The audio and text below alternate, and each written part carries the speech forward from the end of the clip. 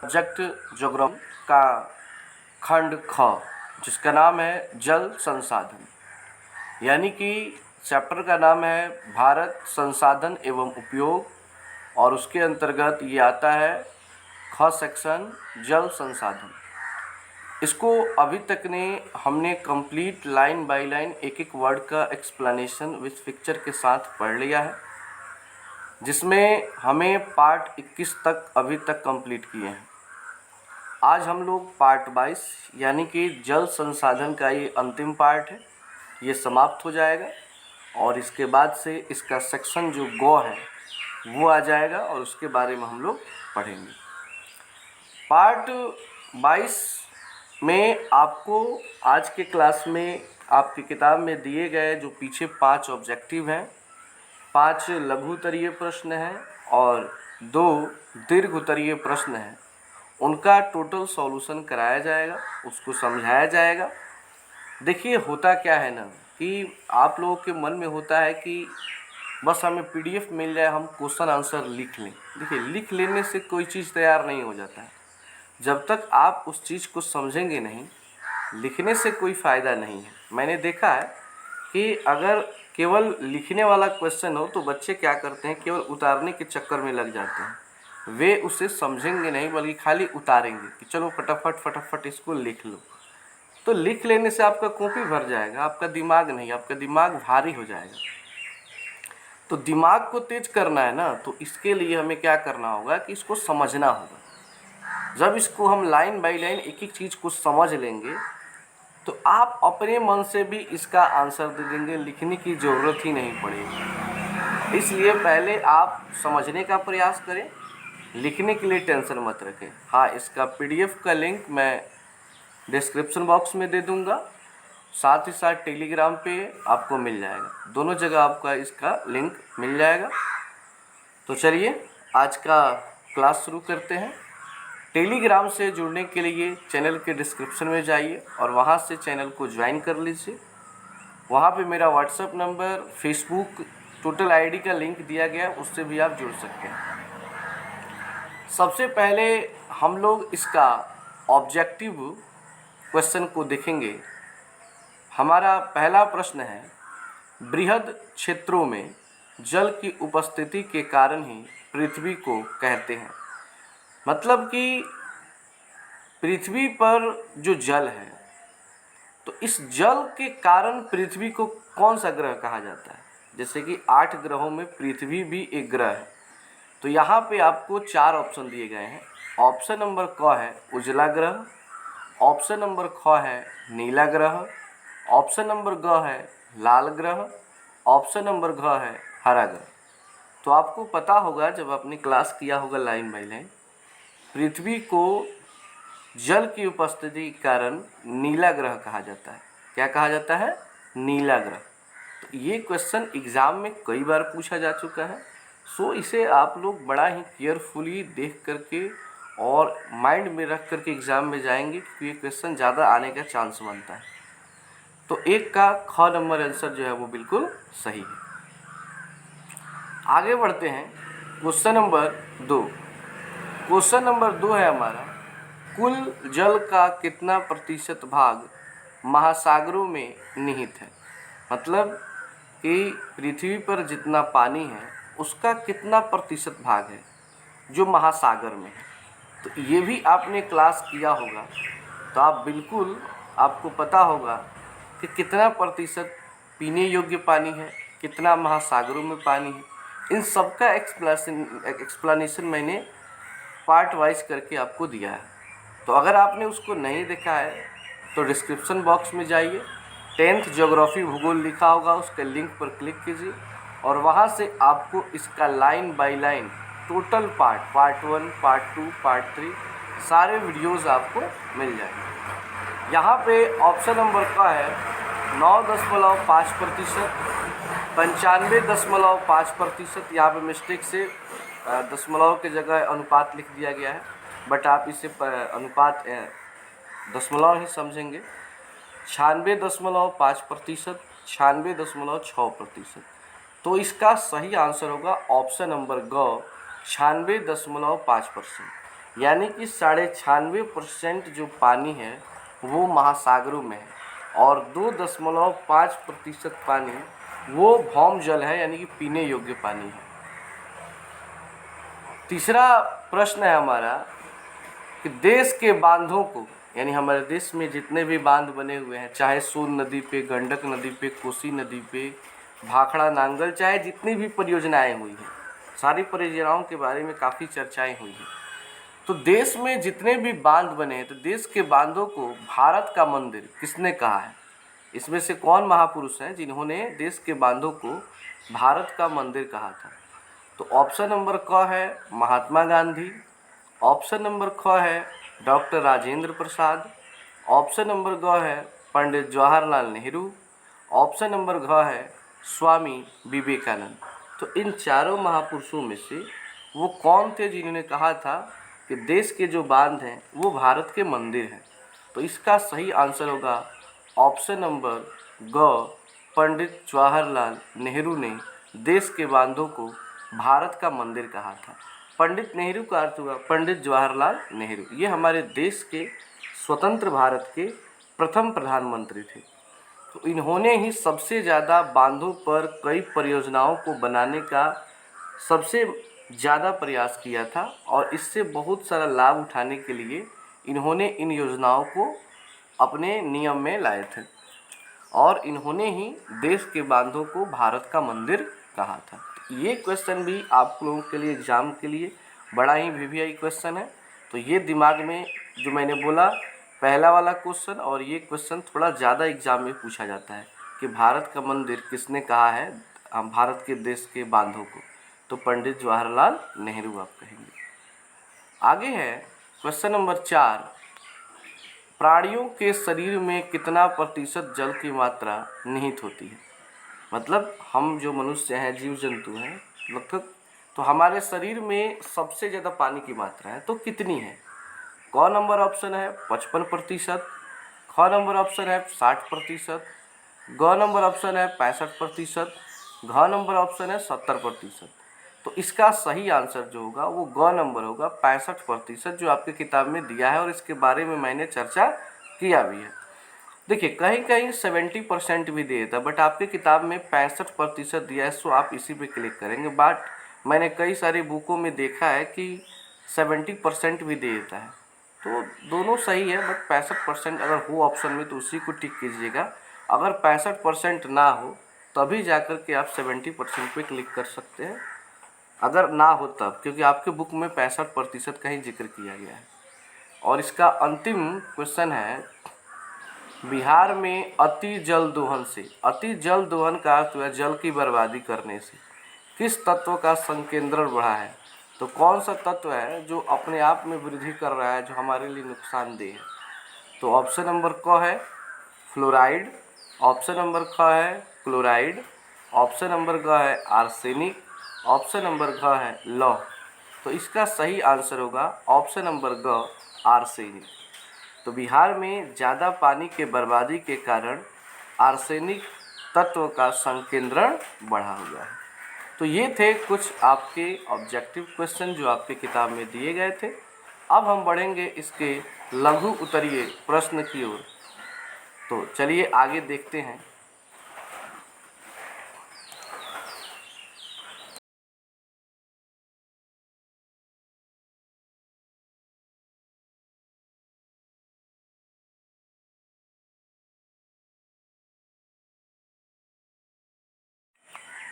इसमें हमारा पहला प्रश्न है, बहुउद्देशीय परियोजना से आप क्या समझते हैं?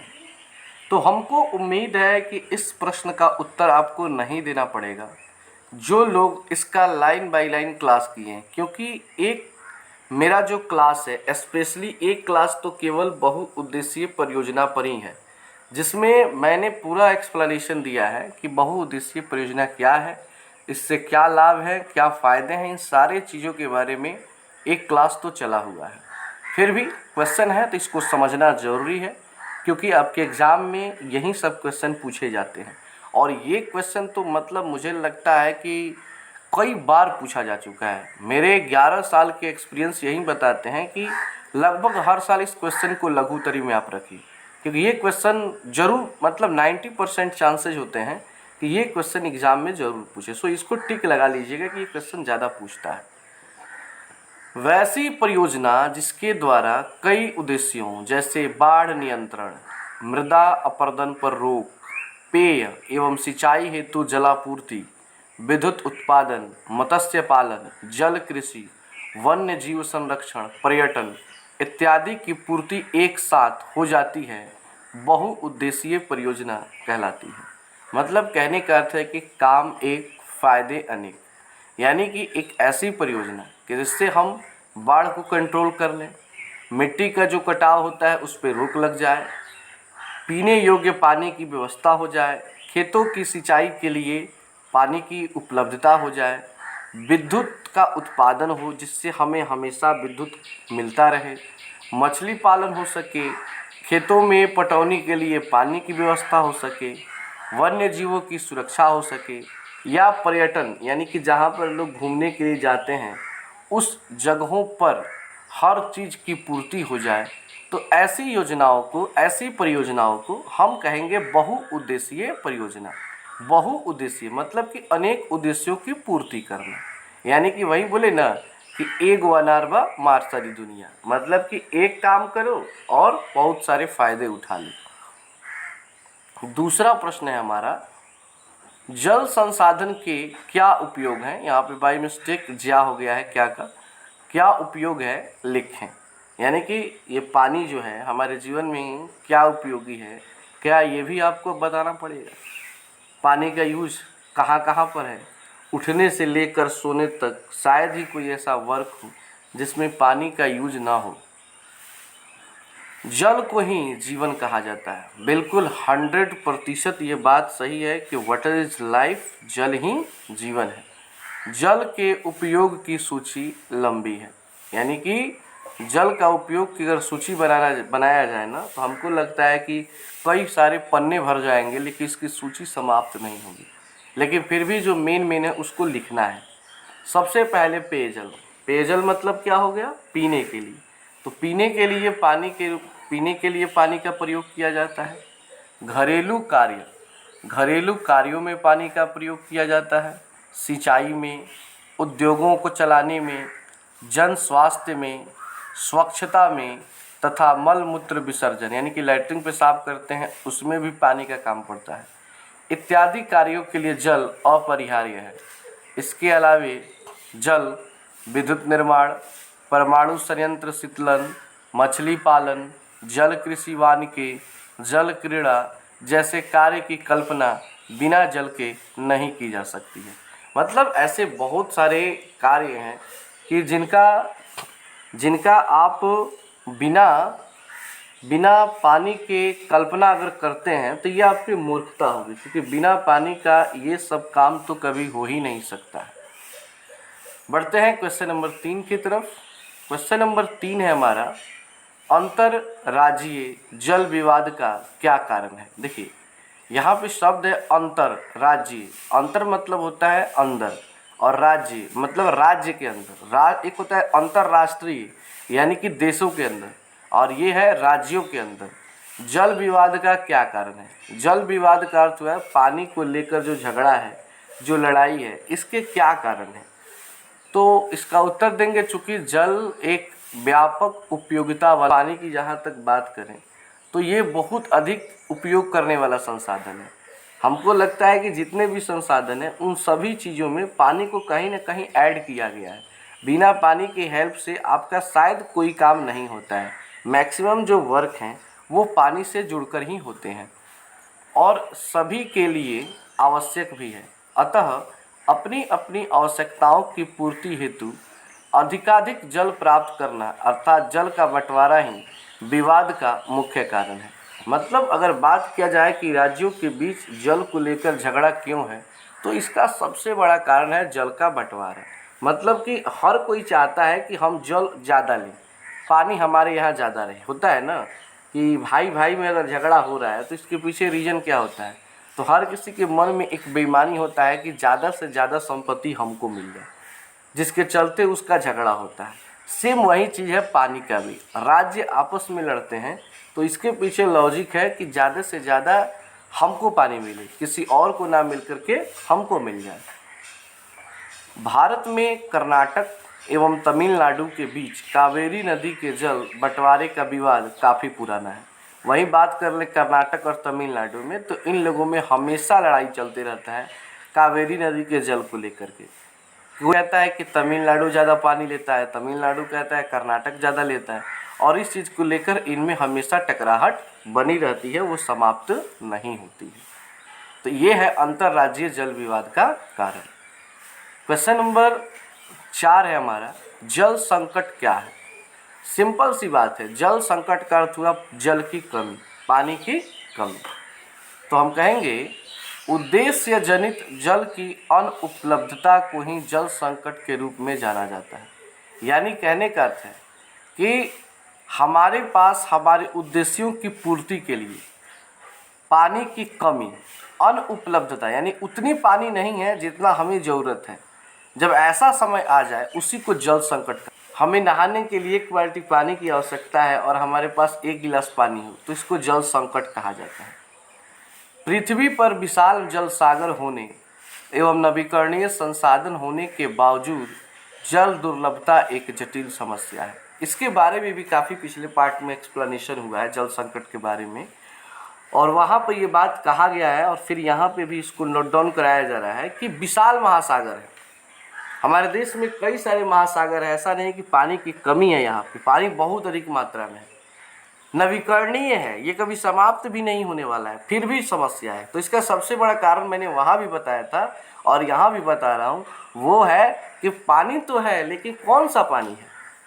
तो वो पानी है जिसका हम यूज नहीं कर सकते पीने के रूप में, यानी कि महासागर का 96.5% जो पानी है वो खारा पानी है, उसे हम पी नहीं सकते हैं।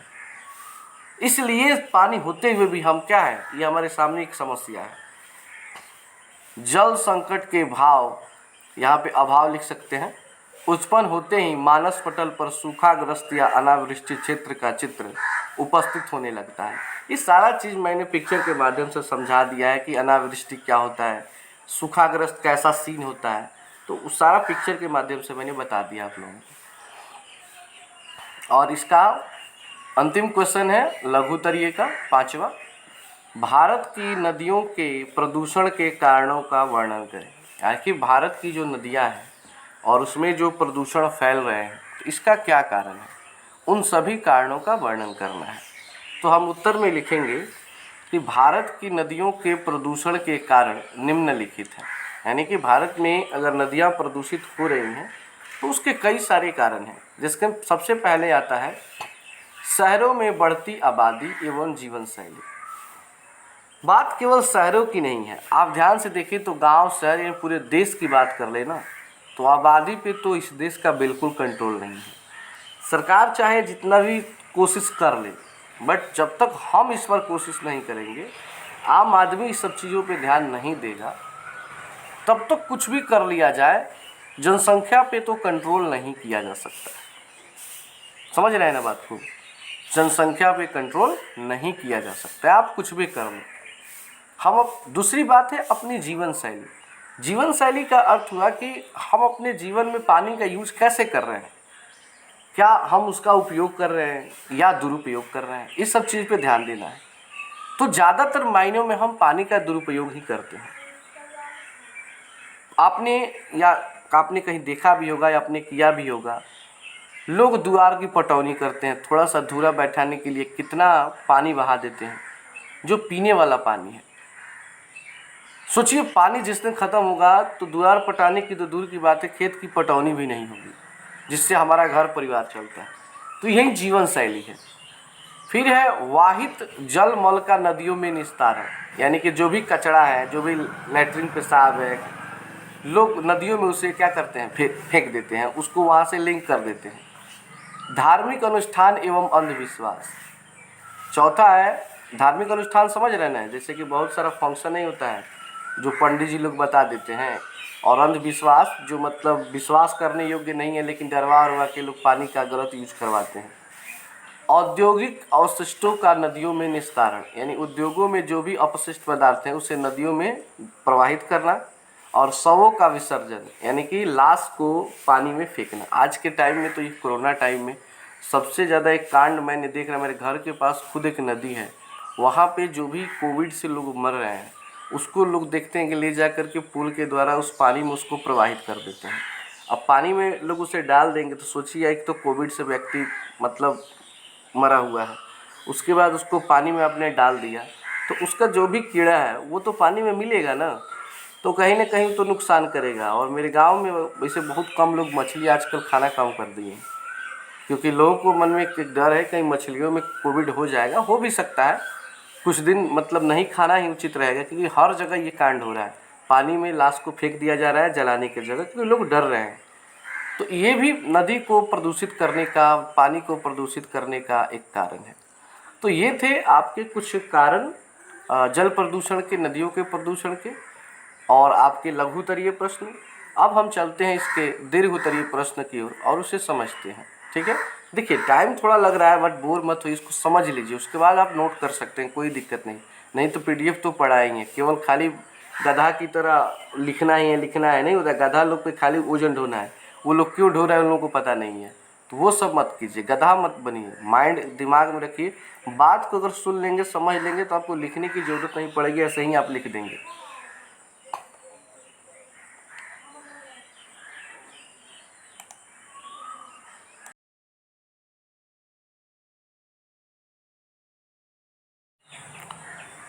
इसका पहले है, इसके क्या उपाय हैं। जल संरक्षण का अर्थ हुआ जल की सुरक्षा, मतलब कि जल की सुरक्षा क्या है ये, मतलब इसके बारे में आप क्या कहना चाहेंगे, किस चीज़ को जल की सुरक्षा कहेंगे, और ऐसे कौन कौन से तरीके हैं जिनका यूज करके आप पानी को बचा सकते हैं, ये आपका क्वेश्चन रहेगा। तो सबसे पहले जानते हैं जल संरक्षण क्या है।